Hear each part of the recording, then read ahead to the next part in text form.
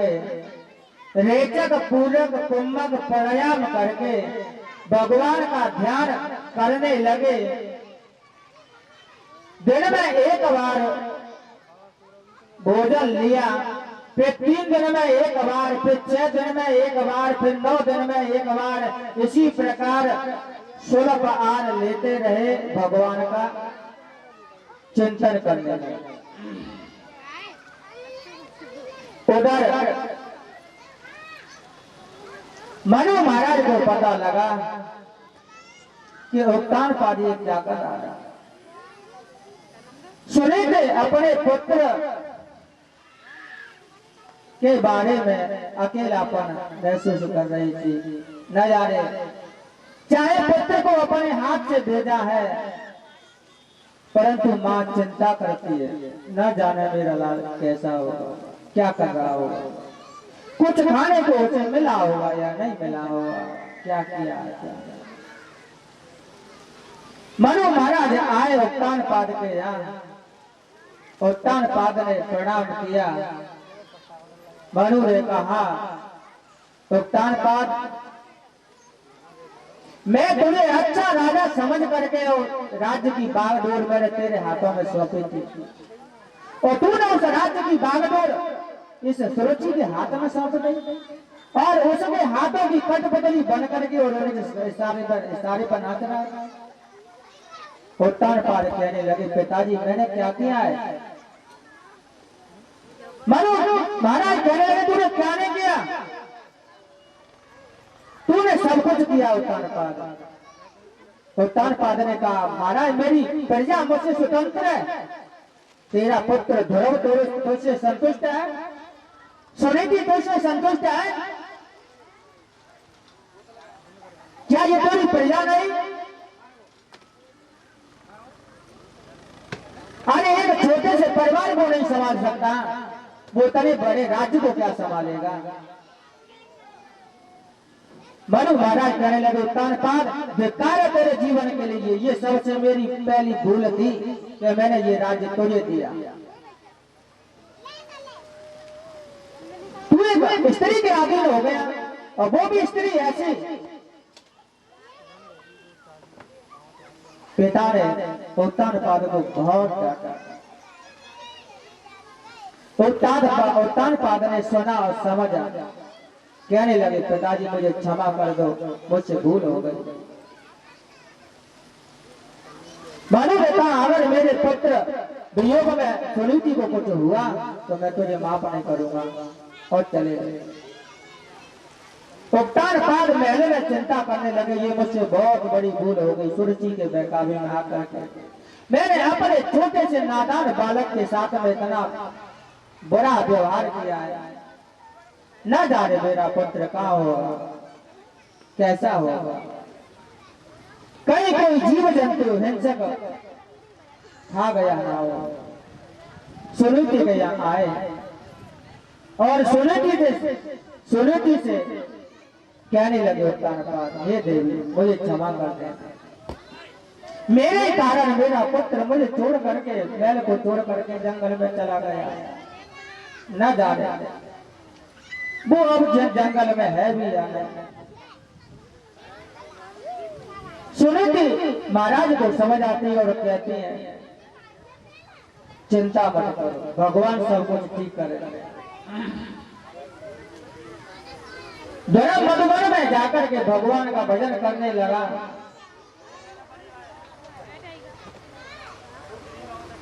महलों में उत्तानपाद के यहाँ देवर्षि नारद आते हैं।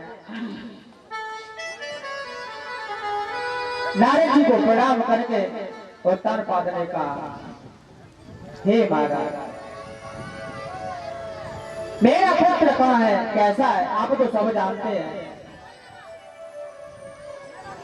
मुझे मेरे पुत्र के बारे में बताइए। तपोवनम गते तस्मिन् प्रविष्टो अंतरपुरम मुने अहेंतारणं को राजा सुखासीन वाचितम्। उनका आदर सत्कार कर सम्मान करके और कहा, महाराज मेरे पुत्र के बारे में बता। तब नारद जी बोले, हे राजा, आपका मन मलिन तन चीन हो रहा है, ऐसी क्या जनता है? आपका धर्म अर्थ कर्म सहित नष्ट तो नहीं होगा? राजा बोले, हे ब्राह्मण, मैंने स्त्री के विवश होकर के निर्दयपन से सकल सुलक्षण धाम महात्मा अपने 5 वर्ष के बालक पुत्र को उसकी माता समेत घर से निकाल दिया है। हे नारद जी, जिसका कोमल मुखारविंद कोमला रहा होगा, ऐसा अनाथ भूखे थके हुए छोटे बालक को कहीं भेड़िए न खा जाए, क्योंकि वन में अकेला होगा। हाय मुझ दुरात्मा दुर्जन दुर्भागी, स्त्री की और तो देखो, वो बालक प्रेम से मेरी गोद में बैठना चाहता था और मुझ महानीच ने नारी विवश होकर के उसको गोदी में नहीं लिया।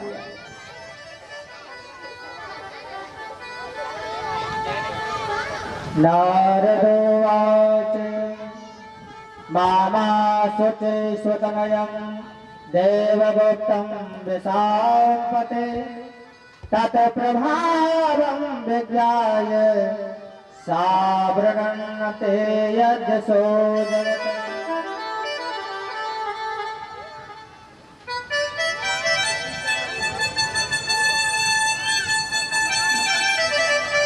नारद जी बोले, हे राजा, आपने अपने पुत्र की महिमा को नहीं जाना। तुम अपने अपने पुत्र को नहीं जानते हो। तुम्हारे पुत्र के अंदर में बहुत शक्ति, बहुत सामर्थ्य है, वह बड़ा प्रतापी है और भगवान उसके रक्षक है। कहा गया है, श्रीमद चापे सदै को तासो।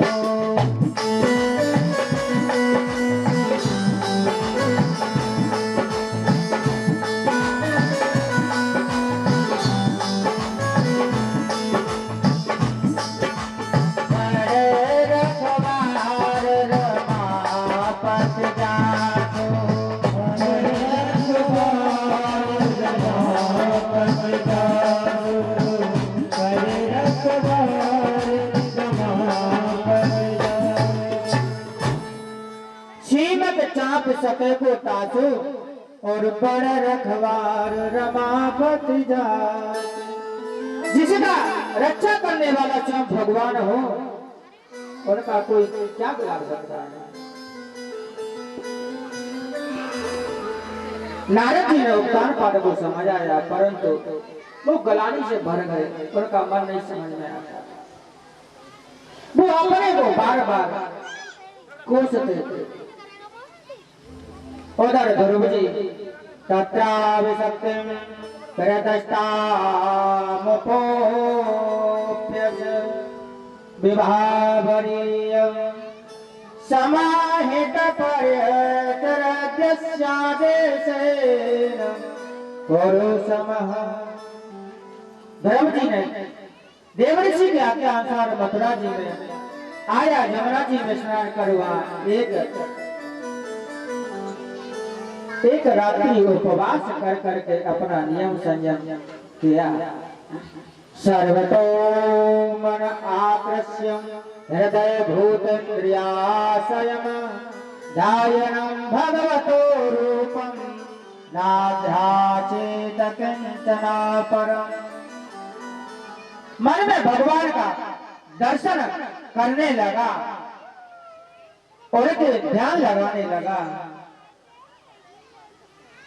जब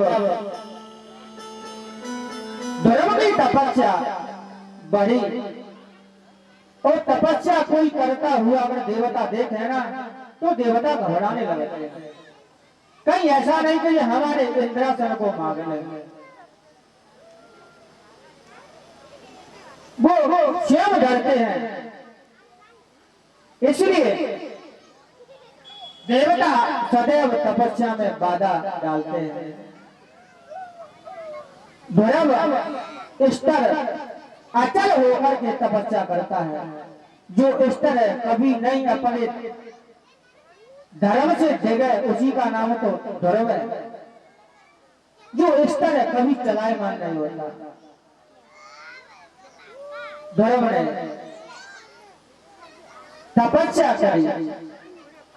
नारद जी आए और कहा, हे गुरुदेव,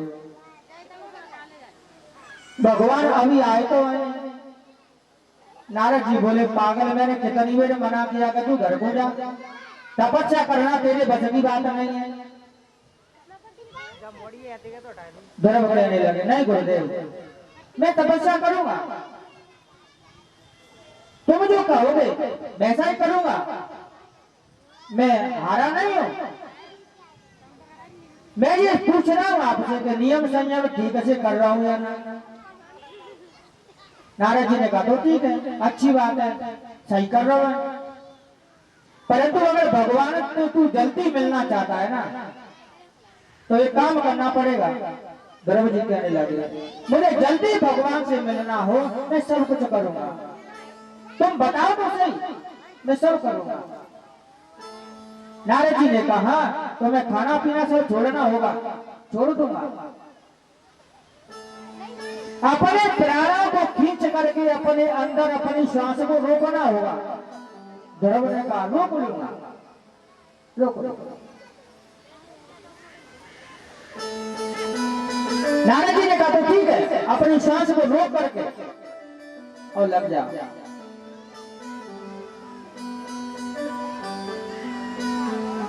अपने मन को अंतर सब ओर से मन को खींच कर हृदय पंचभूत शब्दाद विषय इंद्रिय अंतकरण में भगवत के रूप का ध्यान करने लगे। सांस को खींचे, अब श्वास बाहर नहीं छोड़ दे, तब धरती डमाडोल होने लगी, संसार की प्राण वायु रुक गई, सब देवता घबराने लगे। ध्रुव ने प्राणों को रोक लिया तो संसार का प्राण रुक गया, पूरी सृष्टि संकट में पड़ गई, देवता घबराने लगे और देवता दौड़ करके भगवान के पास आए, भगवान से प्रार्थना करने लगे। नैवं विदामो भगवान प्राण रोध चराचर स्याखिल सत्य अधामनम् विधेय तन्नो ब्रजनाथ मोक्षं प्राप्ता वयं त्वा शरणं शरणम्। हे भगवान, सर्व अंतर्यामी चराचर लोक के प्राण क्यों रुक रहे हैं, इसका कारण हम नहीं जानते। हे शरणागत वत्सल, हम सब आपकी शरण में, इस महाविपत्ति से हमें बचाओ, हमें बचाओ प्रभु, हमें बचाओ। प्रार्थना करी देवता। भगवान वाच नाभीष्टवालं तपसो दुरत्यानिवर्तस्य प्रत्यातं सुधाम यतो हि वह प्राण निरोध आसी दोताणपदेर्मयं संगतात्मा। भगवान बोले कि तुम कुछ भय मत करो, एक बालक ने तप किया है, सो इसको मैं अभी जाकर के निवृत्त करूंगा, चिंता मत करो। और भगवान वहां से जाते हैं, अपने भक्त को देख करके भगवान उनको दर्शन देने के लिए सवै ध्यायोग विपाकति प्रया हृत्य पद्म कोशे स्मरतम सरत प्रभम महा तिरोहितम सहसे गोपलक्षय बहि इष्टतम बदवस्तम ददर्शः। ध्रुव जी ने नेत्र बंद किए, अपने ध्यान में मग्न थे, योग से पकी हुई तीव्र बुद्धि करके हृदय कमल के कोष में प्रकाशित चपला सम चमकाने वाले भगवत के चतुर्भुज रूप को जब हृदय में दर्शन कर रहा था, और जब भगवान सामने आए तब वो अंदर हृदय का रूप गायब हो गया। तब एकदम नेत्र खुले, तब ध्रुव ने सामने भगवान को देखा और एकदम चौंक उठे, आंखें खोल करके चारों ओर को देखा तो वही श्याम सुंदर विराजमान करें। ध्रुव सोच रहा था कहीं ऐसा तो नहीं कि मैंने श्वास छोड़ा और ये भाग जाए। भगवान कहने लगे, पुत्र श्वास अब लेना आरंभ करो, मैं आ गया, मैं कहीं नहीं भागूंगा, श्वास लो। तब उन्होंने श्वास छोड़ा। भगवान ने ध्रुव को गोद में लिया। ध्रुव प्रभु को प्रणाम करते हैं और मन में विचार करते हैं कि मैं इनकी स्तुति कैसे करूं। ध्रुव के मन में अनेकों प्रश्न है, भगवान से पूछना चाहते हैं, हे परमात्मा ये ऐसा क्यों होता है? मेरी मां ने मुझसे ऐसा व्यवहार क्यों किया? मेरे पिता ने मुझे गोद में क्यों नहीं लिया? ऐसा हर एक के प्रति संसार में इतना व्यवहार ऐसा क्यों होता है? नाना प्रकार के प्रश्न भगवान ने देखा, कहा ध्रुव इधर आ। अपना 5 गण शंख उनके मस्तक से छुआ दिया। ध्रुव को ज्ञान हो गया। ध्रुव कहने लगा, प्रभु अब सभी प्रश्नों का उत्तर मुझे मिल गया। भगवान की स्तुति करी और कहा, हे प्रभु आपने मेरे ऊपर कृपा की। भगवान कहते हैं, वेदाहं ते व्यवसितं हृदय राजन्य बालक तात प्रयच्छामि भद्रं ते दुरापमपि सुव्रत।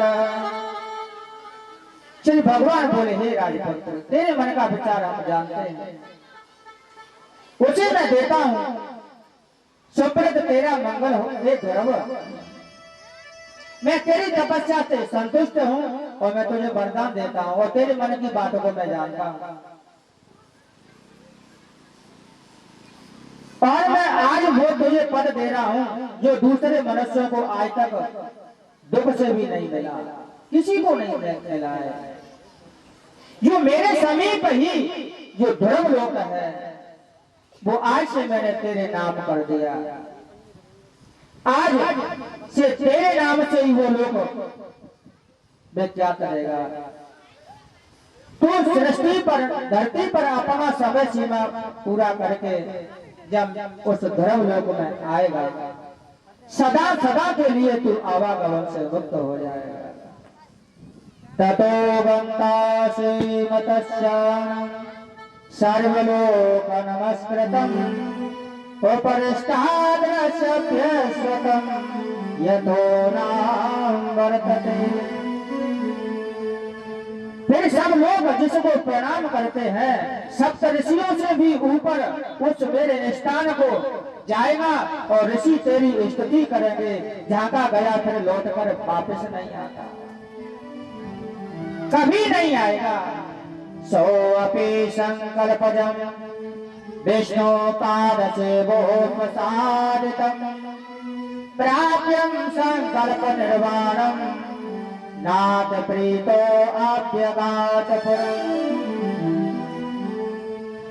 भगवान उसे वरदान दे रहे हैं, वरदान देकर ध्रुव की सभी मनोकामना पूरी करेंगे। और कहा, हे पुत्र अब तो 36,000 वर्ष तक इस धरती पर राज्य करेगा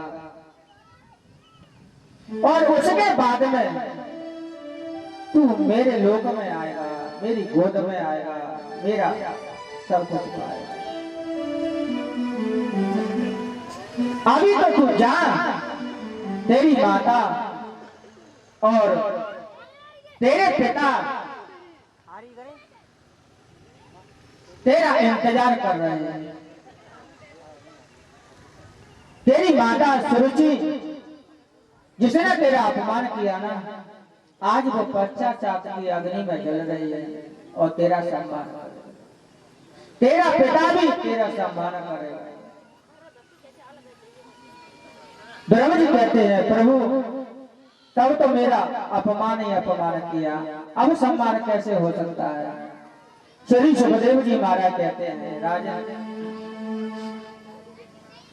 संसार में कहा जाता है जहाँ पर कृपा राम की होई, जहाँ पर कृपा राम की होई, जहाँ पर कृपा राम की होई, जहाँ पर कृपा राम की होई, जहाँ पर कृपा राम की होई, जहाँ पर कृपा राम की होई, जहाँ पर कृपा राम की होई, जहाँ पर कृपा कहे जग कोई, वहाँ पर कृपा कहे जग कोई। जिस पर भगवान की कृपा हो जाती है ना उस पर सभी कृपा करते हैं, और भगवान की कृपा नहीं है तो किसी की कृपा नहीं। भगवान की कृपा पाने के लिए अपन को भगवान की भक्ति करना चाहिए, और भगवान की भक्ति वो होती है तुम किसी भी देवता की या किसी मनुष्य की भक्ति करोगे ना तो उसी के अनुसार ही तुम्हें चलना पड़ेगा। जिस देवता की भक्ति करोगे उसी के अनुसार चलना पड़ेगा। उस देवता को क्या क्या अच्छा लगता है वो तुमको करना पड़ेगा, उन्हें क्या खराब लगता है वो तुम्हें नहीं करना पड़ेगा। जिस देवता को जो चीज अच्छी नहीं लगती है अगर तुम उसका प्रयोग करोगे तो तुम उसकी भक्ति कभी नहीं कर पाओगे। हम अगर किसी का दिल जीतना चाहें तो उसके अनुसार चलना पड़ेगा। वो क्या चाहता है वो काम करना पड़ेगा, वो कैसा खाना खाना चाहता है वैसा ही अपनों को खाना पड़ेगा, तब वो अपन से प्रसन्न होंगे। वो कैसा पहनना चाहते हैं वैसा अपन को पहनना पड़ेगा।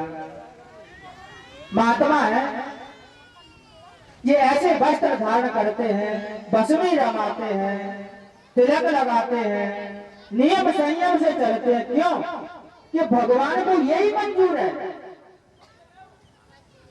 हम ऐसा काम करें जो भगवान को अच्छा लगे, तभी तो भगवान हमसे प्रसन्न होंगे ना। हम भगवान जिसको नहीं चाहते हैं उसको हम खाएं, भगवान जैसा वेशभूषा नहीं चाहते हैं उसको हम पहने, भगवान जिस शिक्षा संस्कारों को नहीं चाहते उन संस्कारों को हम अपनाएं, फिर भगवान की कृपा कैसे प्राप्त होगी। हम जिसके दिल को जीतना चाहें उसी के अनुसार चलना पड़ेगा। उन्हें कैसा वस्त्र अच्छा लगता है वैसे ही हम पहने। अगर उनको भस्मी रमाना अच्छा लगता है तो अपन को भस्मी रमाना चाहिए, क्योंकि हमारे जो पूजनीय है हमारे सब कुछ है, हमें जो अच्छा लगे वही तो करना चाहिए ताकि हमारे ऊपर उनकी कृपा हो, हम पर उनकी प्रेम की वर्षा हो। वैसा ही खाएं, वैसा ही पहने, वैसा ही काम करें।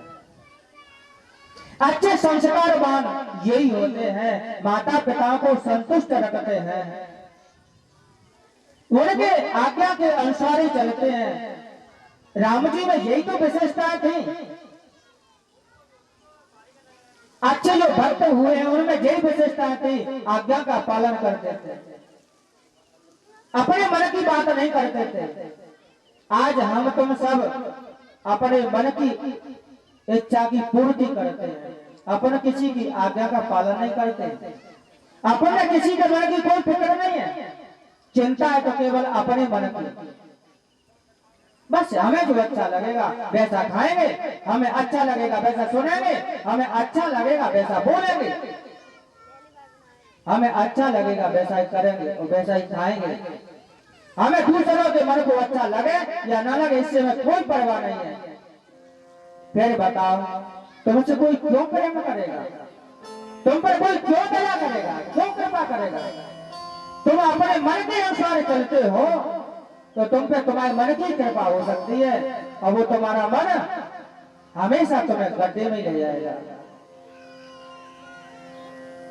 जिसका सारथी स्वयं उसका मन हो तो मन तो उसे गड्ढा में ले जाएगा, और जिसका सारथी स्वयं भगवान हो, भगवान उसे पार लगाएगा। ध्रुव ने अपने प्रभु के अनुसार सब किया, अपनी माता के आज्ञा का पालन किया, उसके अनुसार किया, उस पर भगवान की कृपा हुई, भगवान ने सब कुछ दिया। भगवान छोटे से बालक को अपने पुष्पक विमान बैठा करके उसे लाए, नगर के निकट छोड़ गए। राजा महलों में बहुत चिंतित था। ध्रुव को नगर के निकट छोड़ करके और चले गए। देवर्षि लक्ष्मी मैया सब आए, सब का स्वागत किया, सब अपन अपनी जय जयकार कर। लक्ष्मी कह रही भगवान से, देखो स्वामी ये मेरा पुत्र है, और मेरा पुत्र कैसा, बहुत अच्छा, देखो 500 वर्ष के होकर के जिन्होंने भगवान को नहीं बुला सके, वो मेरे पुत्र ने 5 वर्ष के ने भगवान को बुला लिया। संसार में 100 वर्ष के हो गए, भगवान को भी तो क्या वे किसी देवता को भी नहीं बुला सके, भगवान को छोटे से बच्चे ने भगवान को बुला लिया। नारद जी ने कहा, देखो प्रभु ये मेरा शिष्य है, सबकी कृपा पा करके नगर के निकट आए। उत्तानपाद को उनके रक्षकों ने बताया कि महाराज महाराज बालक ध्रुव बगीचा में आ गया है। ध्रुव को तो देख करके उन्होंने समाचार दिया, परंतु उत्तानपाद को तो विश्वास ही नहीं हुआ। क्या ये सत्य कहता है, आया भी है या नहीं आया है?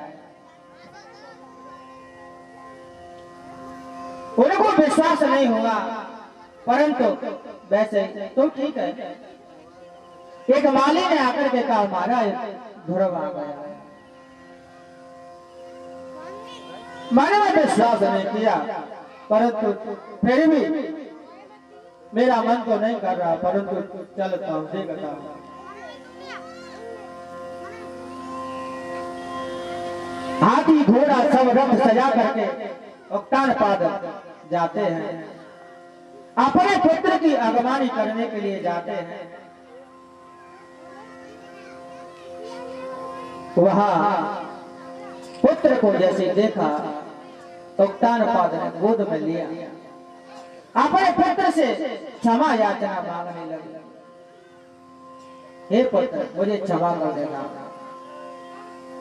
ध्रुव कहने लगे, पिताजी जो कुछ होता है वो अच्छा होता है, अगर ऐसा नहीं होता ना तो आज मुझे भगवान की कृपा प्राप्त नहीं होती। तुमने बहुत अच्छा किया। ध्रुव ने सुरुचि के पैर छुए। सुरुचि कहने लगी, पुत्र मैंने तुझे इतना दुख दिया तू। ध्रुव कहने लगे, मां आप मेरी गुरु हैं, आप ही ने तो मेरा मार्ग प्रशस्त किया, आप ही ने तो कहा था भगवान का भजन कर। और देखो मां मैंने भगवान का भजन किया है, और मैंने भगवान से ये वरदान भी मांगा, और आज देखो ना मैं तेरा पुत्र हूं ना। सुरुचि ने गोद में उठा लिया, कहा मेरा पुत्र मेरे लाल मुझे क्षमा कर दे। सभी गले लगे, उत्तम को गले लगाया ध्रुव ने, सब गले। ध्रुव को लेकर के राजमहल में आए उत्तानपाद। ने कहा, हे पुत्र, हमने जो तेरे साथ में किया है ना, उसे अब स्वयं कभी माफ नहीं करता। अब हमारी एक ही आशा है तुमसे। ध्रुव ने कहा, पिताजी, मैं तुम्हारी हर आज्ञा का पालन करूंगा और मुझे भी क्षमा करना। मेरे भी मन में तुम्हारे प्रति कुछ दोष आए थे। उत्तानपाद ने कहा, पुत्र, तेरे मन में तो क्या, संसार में हर एक के मन में आया होगा कि ये कैसा उत्तानपाद है, कैसी सुरुचि है।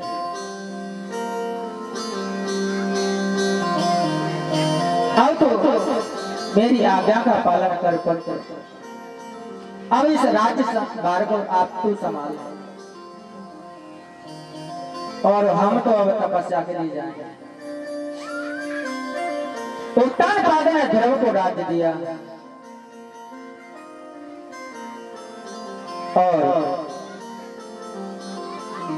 उत्तानपाद तपस्या के लिए चला गया। ध्रुव ने मैत्रेवाचयः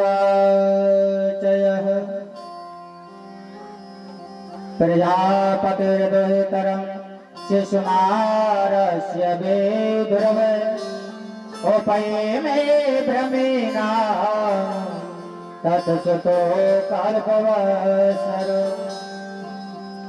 मैत्रेय जी बोले, शिशुनार प्रजापति की भ्रमी नामनी कन्या से ध्रुव जी ने विवाह किया। उसमें कल्प और वत्सर नाम के दो पुत्र उत्पन्न हुए। दूसरी वायु की कन्या इला के साथ में ध्रुव जी ने विवाह किया। उत्कल नाम का पुत्र हुआ। समय आने उत्तम जंगल में गया और जंगल में उत्तम कुमार ने अपना विवाह नहीं किया। अब एक दिन हिमालय के भीतर आकेट के लिए गया। वहां एक बलवान यक्ष ने उसे मार दिया।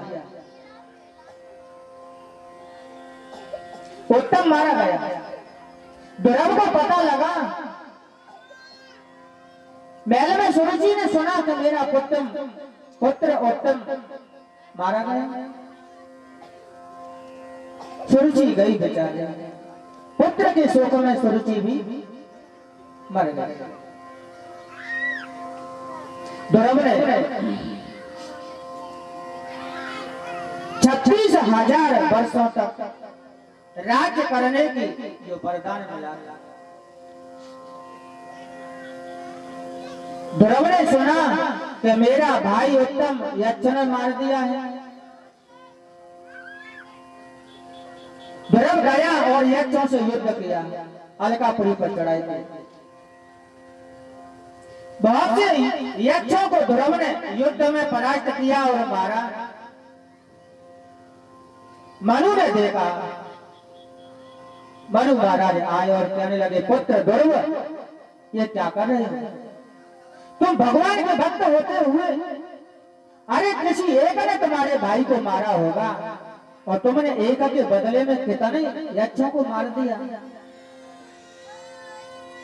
ये ईर्षा, ये हत्या, ये एक भक्त को शोभा नहीं देती है। पुत्र, तुम तो भगवान के भक्त हो।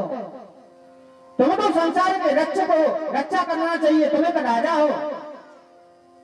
एक के बदले इतनी हत्या। और तुम्हें पता है जिसका जैसा योग होता है उसी हिसाब से आता जाता है। सब संसार में भगवान के किया हुआ सब कुछ हो रहा है। हर इच्छा समझ करके और समझे स्वीकार क्यों नहीं करते? पुत्र, युद्ध को विराम दो। मनोर्वाचय अलम बसातिरोचेण तमोदारेण पापमरा येन पुण्य जनाने तान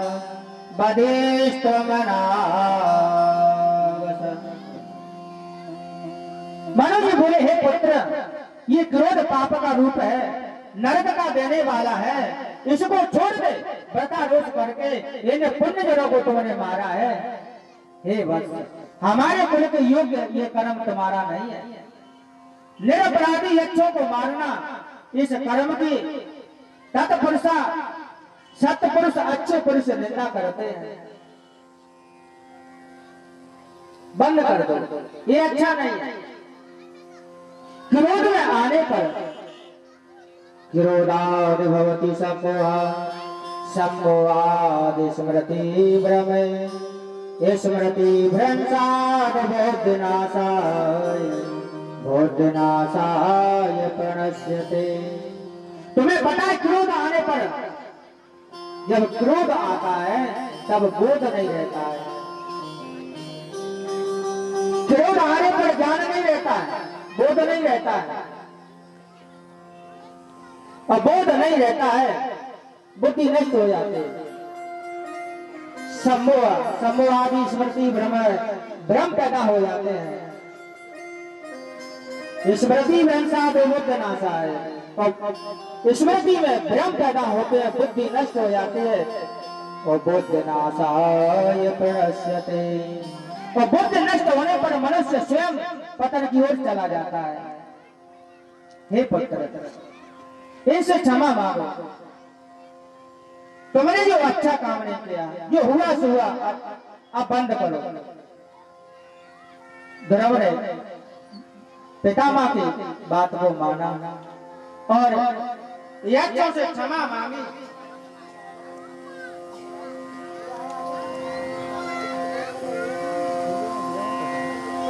यक्षों ने ध्रुव को आदर और सम्मान से उन्होंने कहा, हमने तुम्हें क्षमा किया। ध्रुव अपने नगर आए, तपस्या करी,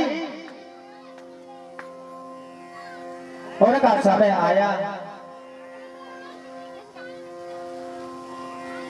जैसे समय आया, 36,000 वर्षों की अवधि थी। एवं बहु सबं कालं महात्मा विचलेन्द्रिय, त्रिवर्गोपयंकं नीत्वा बुद्ध्यादानृपासनम्।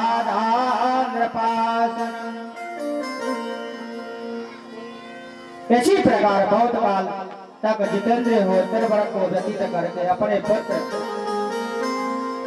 को राज्य दे दिया। ध्रुव ने अपने पुत्र को बुलाया और उसको राज्य दिया और कहा, हे पुत्र, अब हम अपना भजन करने के लिए जाएं। और अपने पुत्र को राज्य दे करके बद्रिकाश्रम को चले जाते हैं। बद्री नारायण पर जाकर के उन्होंने तपस्या की। समय पूरा हुआ, सददर संविमानग्नम नवसो अवतर ध्रुव, विभ्राजय दश दिशो राकापति निबोधितम्। समय आकाश से उतरता हुआ एक अनुपम विमान ध्रुव जी को दिखाई दिया। जैसे पूर्ववासी का चंद्रमा 10 दिशाओं को प्रकाशित करता है, उसी प्रकार सब दिशाओं को प्रकाश हो गया। उस देव श्रेष्ठ भगवान के 2 पार्षद नंद सुनंद नाम के बैठे देखे। वे चतुर्भुजी श्याम वर्ण किशोर भय अरुणाम भज समान नेत्र पीतवट धारण किए हुए।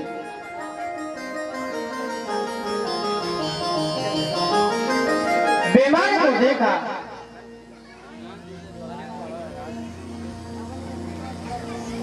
और उसी समय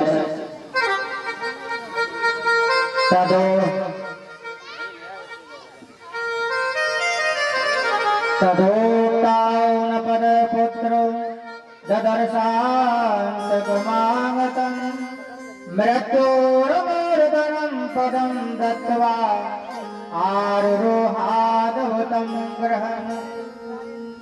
उसी समय मृत्यु आकर के ध्रुव के सामने प्रणाम करके बोली, हे प्रभु, मैं तुम्हारे पास आई हूं, समय पूरा हो गया, आप मेरा वर्णन कीजिए। ध्रुव जी ने कहा, मृत्यु से आप थोड़ा रुके, मैं तैयार होता हूं। मृत्यु शीश नवा करके खड़ी थी।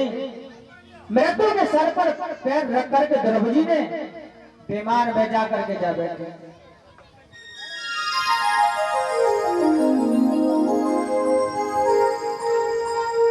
जब विमान में ध्रुव बैठ करके जाने लगे, तब ध्रुव को अपनी मां की याद आ गई।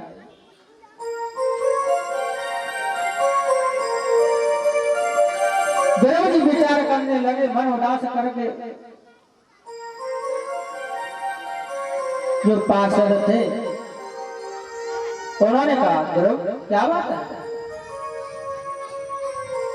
ध्रुव रोने लगे और कहने लगे, जिस मां ने मुझे सुख दुख में सदैव साथ दिया, आज उसी मां को छोड़ करके और मैं अकेला अपनी यात्रा करने जा रहा हूं। मेरी मां बेचारी वहां कैसे रह गई, क्या करेगा, क्या होगा उसके जीवन में? पार्षद कहने लगे, ध्रुव, हम जानते थे कि तुम यही करोगे, यही करोगे।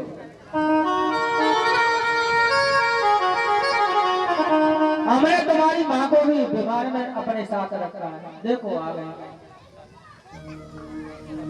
आगे बीमार में देखा तो माता को देख करके ध्रुव प्रसन्न हुआ और कहने लगा, आपने अच्छा किया, मेरी मां को भी मेरे साथ में भगवान के धाम को लाए, नहीं तो बेचारी क्या करती, क्या करती। दोनों का विमान संसार में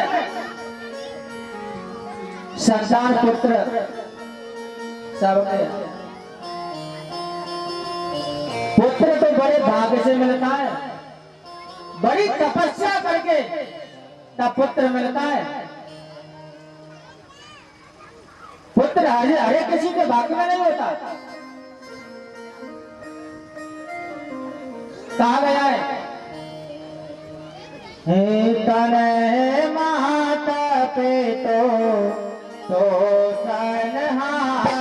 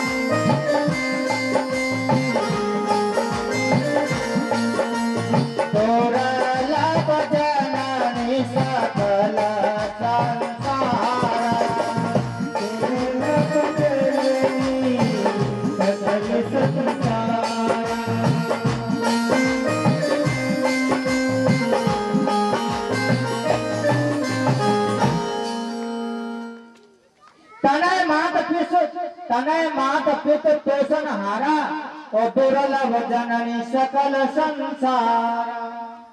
ये संसार में ऐसा पुत्र दुर्लभ है।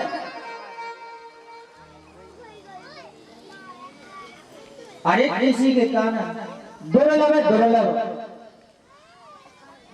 माता पिताओं का ख्याल रखने वाला, पालन पोषण करने वाला, आज्ञा का पालन करने वाला, उनकी आज्ञा का पालन करने वाला ऐसा पुत्र संसार में दुर्लभ जननी सकल संसारा, पूरे संसार में दुर्लभ है ऐसा पुत्र मिलना।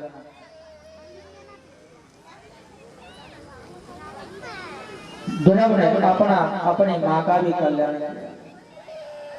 ध्रुव का पुत्र उत्कल हुआ, श्री सुखदेव जी महाराज कहते हैं राजा ओटकल के यहाँ उन्हीं के वंश में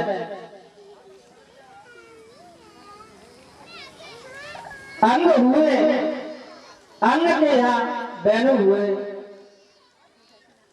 और उनका इतना आतंक था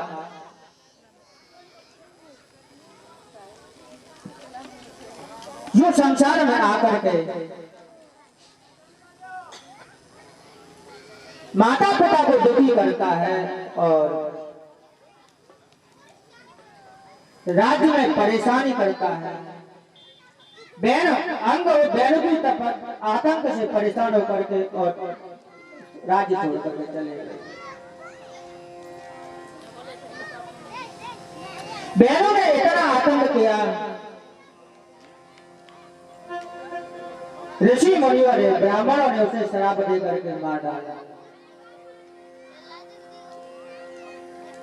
जब फिर देखा कि इसको मार दिया अब राजा ही नहीं रहा तो राज्य में अराजकता फैल जाएगी।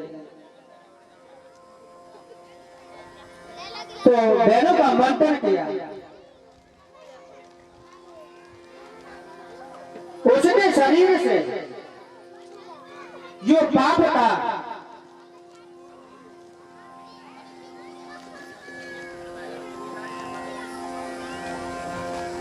पहले पाप निकलता है, वो निषाद के रूप में निकला। उसके बाद में जैसे पैदा हुआ था सभी देख करके अपना सभी उससे घृणा करने लगे। ये तो निषिद्ध है, निषिद्ध है, निषिद्ध निषाद हो गया। दोबारा बनता केवल अपने मन की, बस हमें जो अच्छा लगेगा वैसा खाएंगे, हमें अच्छा लगेगा वैसा सुनेंगे, हमें अच्छा लगेगा वैसा बोलेंगे, हमें अच्छा लगेगा वैसा ही करेंगे और वैसा ही खाएंगे। हमें दूसरों के मन को अच्छा लगे या ना लगे इससे हमें कोई परवाह नहीं है। फिर बताओ तुमसे कोई क्यों प्रेम करेगा, तुम पर कोई क्यों दया करेगा, क्यों कृपा करेगा?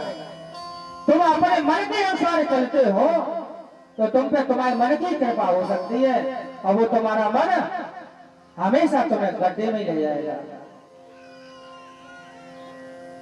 जिसका सारथी स्वयं उसका मन हो तो मन तो उसे गड्ढा में ले जाएगा और जिसका सारथी स्वयं भगवान हो भगवान उसे पार लगाएगा।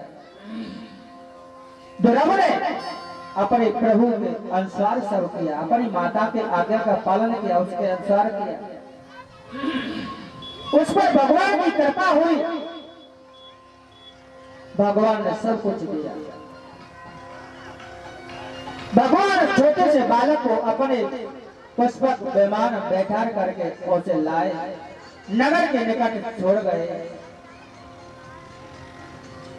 राजा महलों में बहुत चिंतित था। ब्रह्म को नगर के निकट छोड़ करके और चले गए। देवऋषि लक्ष्मी मैया सब आए, सब का स्वागत किया, सब अपन अपनी जय जयकार कर। लक्ष्मी कह रही भगवान से, देखो स्वामी ये मेरा पुत्र है और मेरा पुत्र कैसा है, बहुत अच्छा। देखो 500 वर्ष के होकर के जिन्होंने भगवान को नहीं बुला सके वो मेरे पुत्र ने 5 वर्ष के ने भगवान को बुला लिया। संसार में 100 वर्ष के हो गए, भगवान को भी तो क्या वे किसी देवता को भी नहीं बुला सके, भगवान को छोटे से बच्चे ने भगवान को बुला लिया। नारद जी ने कहा, देखो प्रभु ये मेरा शिष्य है, सबकी कृपा पा करके नगर के निकट आए। उत्तान पाद को उनके रक्षकों ने बताया कि महाराज महाराज बालक ध्रुव बगीचा में आ गया है। ध्रुव को तो देख करके उन्होंने समाचार दिया,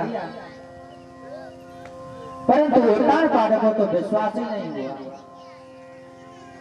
क्या ये सत्य कहता है आया भी है या नहीं आया है? उनको विश्वास नहीं होगा, परंतु वैसे तो ठीक है। एक माली ने आकर के कहा महाराज ध्रुव आ गया। मैंने विश्वास नहीं किया, परंतु फिर भी मेरा मन तो नहीं कर रहा, परंतु चलता हूं देखता हूं।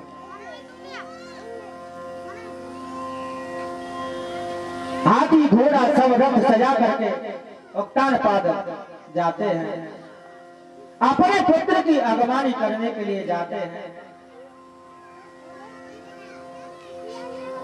वहां पुत्र को जैसे देखा, उत्तानपाद ने गोद में लिया, अपने पुत्र से क्षमा याचना मांगने लगे। हे पुत्र मुझे क्षमा कर देना। ध्रुव कहने लगे पिताजी जो कुछ होता है वो अच्छा होता है, अगर ऐसा नहीं होता ना तो आज मुझे भगवान की कृपा प्राप्त नहीं होती। तुमने बहुत अच्छा किया। ध्रुव ने सुरुचि के पैर छुए। सुरुचि कहने लगी पुत्र मैंने तुझे इतना दुख दिया तू। ध्रुव कहने लगे मां आप मेरी गुरु हैं, आप ही ने तो मेरा मार्ग प्रशस्त किया, आप ही ने तो कहा जा भगवान का भजन कर। और देखो मां मैंने भगवान का भजन किया है और मैंने भगवान से ये वरदान भी मांगा, और आज देखो ना मैं तेरा पुत्र हूं ना। सुरुचि ने गोद में उठा लिया, कहा मेरा पुत्र मेरे लाल मुझे क्षमा कर दे। सभी गले लगे, उत्तम को गले लगाया ध्रुव ने, सब गले। ध्रुव को लेकर के राजमहल में आए। उत्तानपाद ने कहा हे पुत्र हमने जो तेरे साथ में किया है ना उसे हम स्वयं कभी माफ नहीं करते। अब हमारी एक ही आशा है तुमसे। ध्रुव ने कहा पिताजी मैं तुम्हारी हर आज्ञा का पालन करूंगा और मुझे भी क्षमा करना, मेरे भी मन में तुम्हारे प्रति कुछ दोष आए थे। उत्तानपाद ने कहा पुत्र तेरे मन में तो क्या, संसार में हर एक के मन में आया होगा कि ये कैसा उत्तानपाद है, कैसी सुरुचि है।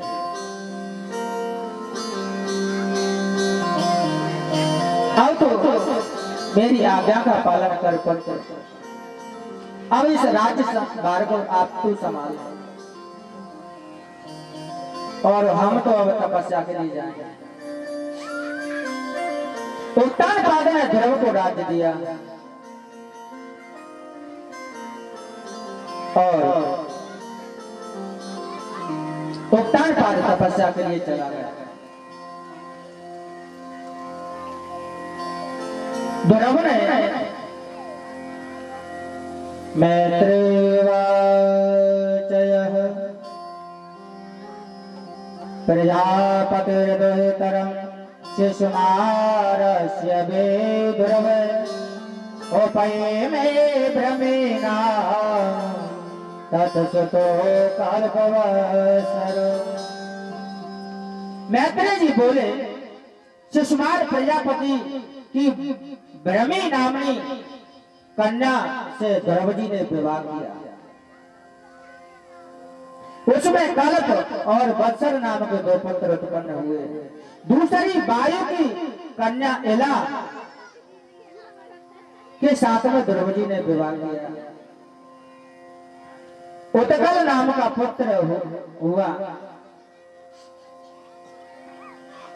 समय आने उत्तम जंगल में गया और जंगल में उत्तम कुमार ने अपना विवाह नहीं किया। अब एक दिन हिमालय के भीतर आगे के लिए गया, वहां एक बलवान यक्ष ने उसे मार दिया। उत्तम मारा गया। ध्रुव को पता लगा, महल में सुरुचि ने सुना कि मेरा पुत्र उत्तम मारा गया। सुरुचि गई बेचारी, पुत्र के शोक में सुरुचि भी मर गई। ध्रुव ने 36,000 वर्षों तक राज्य करने की जो वरदान मिला था। ध्रुव ने सुना कि मेरा भाई उत्तम यक्ष ने मार दिया है। ध्रुव गया और यक्षों से युद्ध किया, अलकापुरी पर चढ़ाई की। बहुत से यक्षों को ध्रुव ने युद्ध में पराजित किया और मारा। मनु ने देखा, मनु महाराज आए और कहने लगे, पुत्र ध्रुव, ये क्या कर रहे हो? तुम भगवान के भक्त होते हुए, अरे किसी एक ने तुम्हारे भाई को मारा होगा और तुमने एक के बदले में कितने यक्षों को मार दिया। ये ईर्षा, ये हत्या, ये एक भक्त को शोभा नहीं देती है। पुत्र, तुम तो भगवान के भक्त हो, तुम तो संसार के रक्षक हो, रक्षा करना चाहिए, तुम्हें तो राजा हो। एक के बदले इतनी हत्या, और तुम्हें पता है जिसका जैसा योग होता है उसी हिसाब से आता जाता रहता है। सब संसार में भगवान के किया हुआ सब कुछ हो रहा है, हर इच्छा समझ करके, और तुमसे स्वीकार क्यों नहीं करते? पुत्र, युद्ध को विराम दो। मनोर्वाचय अलम्ब सातिरोचेण तमोदारेण पापमना येन पुण्य जनाने तान बधिष्ठमना। मनु जी बोले, हे पुत्र, ये क्रोध पाप का रूप है, नरक का देने वाला है, इसको छोड़ दे। व्रतारोध करके इन पुण्य जनों को तुमने मारा है। हे वत्स, हमारे कुल के योग्य ये कर्म तुम्हारा नहीं है। निरपराधी यक्षों को मारना इस कर्म की तत्पुरुषा सत्पुरुष अच्छे पुरुष निंदा करते हैं। बंद कर दो, ये अच्छा नहीं है। क्रोध में आने पर क्रोधादि भवति सम्मोहादि स्मृति भ्रमे स्मृति भ्रंशाद बोधनाशाय प्रणश्यते। तुम्हें पता है क्रोध आने पर, जब क्रोध आता है तब बोध नहीं रहता है। क्रोध आने पर ज्ञान नहीं रहता है, बोध नहीं रहता है, और बोध नहीं रहता है, बुद्धि नष्ट हो जाती है। सम्मोहादि स्मृति भ्रम पैदा हो जाते हैं। स्मृति भ्रंशाद बोधनाशाय, स्मृति में भ्रम पैदा होते हैं, बुद्धि नष्ट हो जाती है, और बोधनाशाय प्रणश्यते, और बुद्धि नष्ट होने पर मनुष्य स्वयं पतन की ओर चला जाता है। हे पुत्र, इनसे क्षमा मांगो। तुमने जो अच्छा काम नहीं किया, जो हुआ सो हुआ, अब बंद करो। ध्रुव ने पितामह की बात को माना और यक्षों से क्षमा मांगी।